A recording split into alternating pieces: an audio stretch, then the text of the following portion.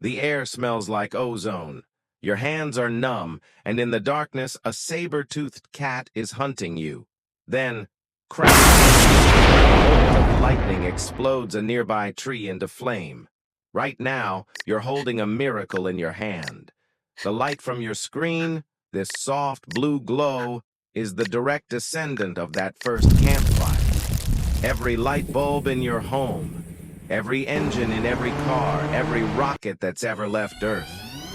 They all trace their lineage back to a single terrifying moment when a small group of proto-humans looked at the most destructive force in nature and decided to tame it. This is the story of how we captured lightning, how we turned a cosmic accident into the single most important tool in human history, and how, in doing so, we didn't just survive the Pleistocene, we conquered it. But here's the thing most people don't realize. We didn't discover fire. Fire discovered us. What happened next is the most important biological and cultural revolution in the history of our species. And if you want to understand why you are the way you are, why you can think, speak, build cities, and watch videos at 2 a.m., you need to understand this story. If you're curious about the hidden moments that shaped everything, hit that subscribe button. Because what you're about to learn will change how you see every campfire, every candle, every spark. Let's go back, way back, to a time when the night was the most dangerous place on Earth. 2 million years ago, our ancestors were losing. Homo habilis, handyman, was a scrawny, 4-foot-tall primate with a brain the size of a grapefruit. They had crude stone tools, sure. They could crack open bones to suck out the marrow that other predators left behind. But they were not apex predators. They were barely surviving. Here's why. Without fire, early humans faced what scientists call the raw food tax. If you eat only raw food, raw meat, raw tubers, raw seeds, your body has to work incredibly hard to extract nutrients. Studies show that chimpanzees, our closest relatives, spend up to 9 hours a day just chewing. 9 hours. That's more than a full-time job. And even then, they only extract about 60% of the available calories. Our ancestors faced the same problem. Their guts were enormous because they needed massive digestive systems to break down fibrous plants and tough raw meat. And here's the kicker. Large guts are expensive. They demand huge amounts of energy. Energy that could have gone to building a bigger brain, but instead, it went to digestion. So we were stuck. Small brains, big guts, 9 hours of chewing, and then there was the night. After sunset, the savannah became a death trap. No night vision, no claws, no fangs. Humans were soft, slow, and nearly blind in the dark. The predators, though, they were made for it. Picture this. You're huddled in a cave. You can hear something breathing just outside, the sound of claws on stone. You can't see it, but you know it's there, waiting. A Dinophilus, a massive bone-crushing cat with saber-like teeth. Or maybe a pack of hyenas emboldened by the darkness circling your shelter. Your only defense, stay still, stay quiet, hope you're not chosen. This was life before fire, a life of constant terror, a life where the night was an enemy, a life where humanity was just another item on the menu. We had stone tools, yes. We had opposable thumbs. We could communicate with simple sounds, but we were losing the evolutionary arms race. Our population was small, fragmented, and vulnerable. Something had to change. And then one day, someone saw something. Something that would change everything. Fire wasn't invented. It was encountered. For millions of years, fire existed independently of humans. Volcanoes erupted, spewing molten rock across the landscape. Lightning struck dry grasslands, igniting wildfires that consumed everything in their path. And our ancestors, they ran from it. Because fire was a monster. It destroyed forests, it killed animals, it turned the world to ash. But someone, some nameless, long-dead ancestor, noticed something strange. After the fire passed, there was food. Cooked food. Animals that had been caught in the flames, their meat transformed. Tender, fragrant, and easy to tear apart. And when our ancestors tasted it, something clicked. This wasn't just food. This was better food. We began to watch fire, to understand its patterns, where it started, how it moved, what it consumed. We learned that fire needed fuel, dry wood, dry grass.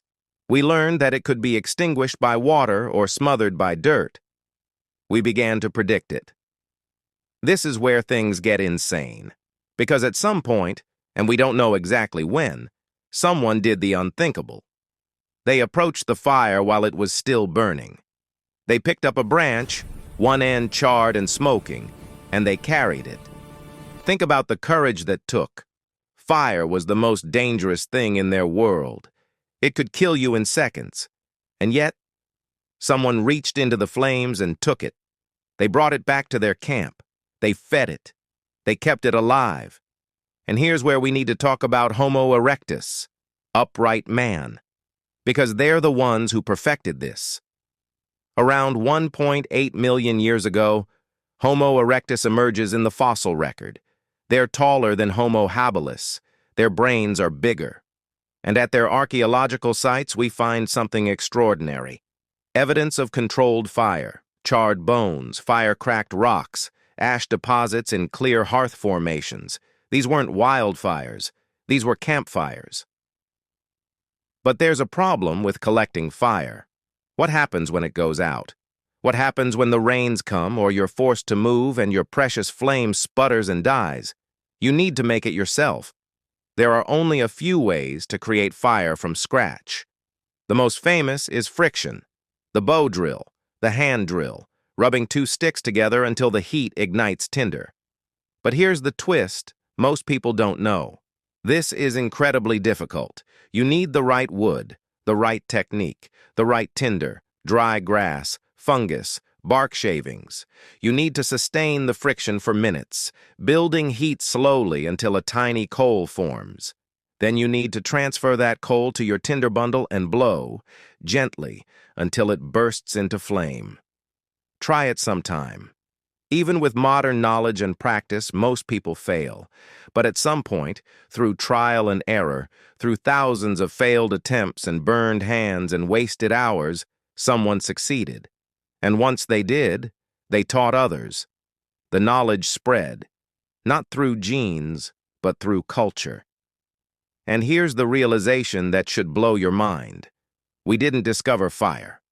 We tamed a monster.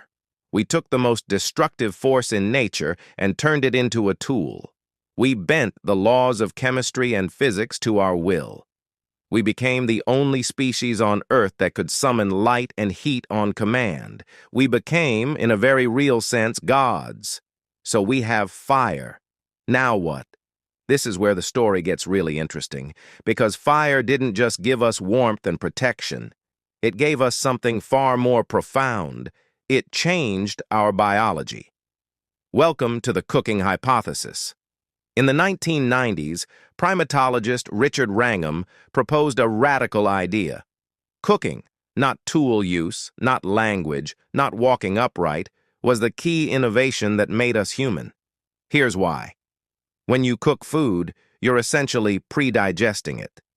Heat breaks down the tough cellular walls of plants. It denatures the proteins in meat, making them easier to absorb. It kills parasites and bacteria, making food safer. And most importantly, it unlocks far more calories. A cooked sweet potato provides nearly twice as many usable calories as a raw one. Cooked meat is 20 to 30% more digestible than raw meat. That means for the same amount of chewing and digestion, you get way more energy. And here's where evolution kicks in. Once our ancestors started eating cooked food, we didn't need those massive guts anymore. Over hundreds of thousands of years, natural selection favored individuals with smaller, more efficient digestive systems. The energy that used to go to our guts could now go somewhere else, to our brains. The human brain uses 20% of our total energy, more than any other organ by far. It's a metabolic monster, and it simply could not have evolved to its current size if we were still eating raw food. The math doesn't work. Fire gave us cooking. Cooking gave us calories. Calories gave us bigger brains. And bigger brains gave us everything else. But there's another transformation that's just as important, and it's social. Before fire, nighttime was solitary.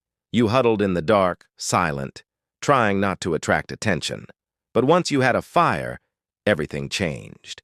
The circle of light became a meeting place. For the first time in history, early humans could gather after dark. They could sit together, faces illuminated by flickering flames, and communicate, not just with grunts and gestures, but with complex sounds, stories, warnings, plans. Fire created the first social media. It was a platform for information sharing, for teaching, for bonding. Anthropologists call this the circle of light hypothesis. Around the fire, social structures became more complex. Hierarchies emerged. Cultural knowledge was passed from generation to generation, not through genes but through teaching. Elders shared wisdom. Hunters described their techniques. Mothers taught their children which plants were safe to eat. Language exploded in complexity because we finally had the time and the safe, well-lit space to develop it. Fire allowed us to expand our range. We migrated out of Africa and into Europe and Asia, places where winter temperatures would have killed us without warmth. Fire let us move into caves, smoking out the bears and lions that called them home. Fire let us cook in clay pots, smelt metals, forge tools. Every technological leap in human history traces back to this moment, to that first campfire. We weren't the strongest species, we weren't the fastest, but we were the only one that could bend the elements to our will, and that made all the difference. Fast forward 400,000 years. You're sitting in a climate-controlled room, staring at a glowing rectangle. The sun set hours ago, but you're not afraid. You're not cold. You're not hungry. Why? Because you are surrounded by fire. The engine in your car? It's a controlled explosion. Dozens of tiny fires per second, burning gasoline to create movement. That's fire. The electricity powering your home? Most of it comes from burning coal, natural gas, or oil in massive power plants. The heat boils water, creates steam, turns turbines, generates electricity. That's fire. Your smartphone? The lithium-ion battery stores energy originally created by burning fossil fuels. Even the light from your screen, those LEDs, are powered by the electrical grid which runs on combustion. That's fire. We've evolved fire into 1,000 different forms, but the principle remains the same. We are taking stored chemical energy, carbon bonds, and breaking them apart to release heat and light. We are still, after all this time, sitting around the campfire. But let's address a common myth. You've probably seen movies where cavemen rub 2 sticks together and instantly create fire, or where they strike 2 rocks and, boom, flames. Here's the truth. Creating fire from scratch is absurdly difficult. The rubbing 2 sticks method, friction fire, requires the right species of wood, the right tinder, the right technique, and several minutes of sustained effort. Most modern people, even with instruction, fail on their first dozen attempts.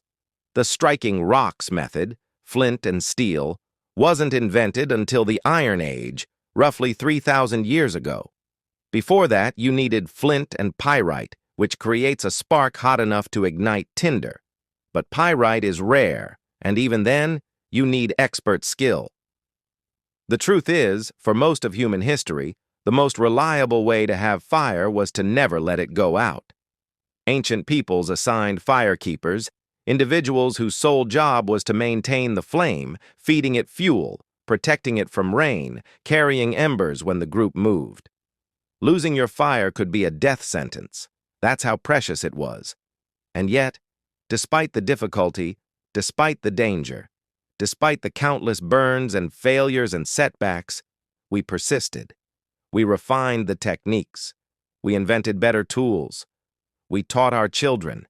We built an entire civilization on the back of this one discovery. Because fire wasn't just a tool, it was a test of our patience, our intelligence, our ability to learn from failure and try again. And we passed. So here we are, descendants of a lineage that stretches back through millennia, all the way to that first terrified ancestor who reached into the flames and pulled out a burning branch. Every time you flip a light switch, you're completing a circuit that began 2 million years ago. Every time you cook a meal, you're participating in the ritual that made us human. Every time you gather with friends around a fire pit, you're recreating the circle of light that gave birth to language, to culture, to consciousness itself. We didn't just find a tool. We found our humanity.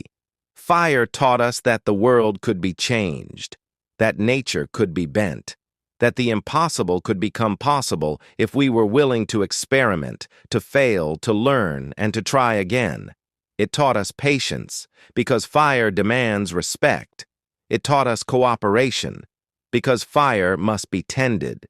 It taught us foresight, because fire requires planning and preparation. In many ways, fire is the perfect metaphor for the human spirit. It consumes, it transforms, it illuminates, and if you're not careful, it destroys. You are right now staring into a descendant of that first flame, the light of discovery, the light of progress, the light that separated us from every other species on this planet. But fire was just the beginning, because once we learned to control heat and light, once we learned that the world could be shaped by human hands, we started asking a new question. What else can we change? And the answer was everything. Fire gave us warmth, gave us food, gave us safety. But it was the next discovery that gave us the world, salt. A simple white crystal humans found by accident that stopped food from rotting, kept bodies alive longer, and allowed people to stay in one place instead of running from hunger. To understand how something so small controlled trade, caused wars, and quietly built the modern world, and why salt may be more revolutionary than fire, click the video appearing on your screen right now. Because that story, that's where things get truly insane.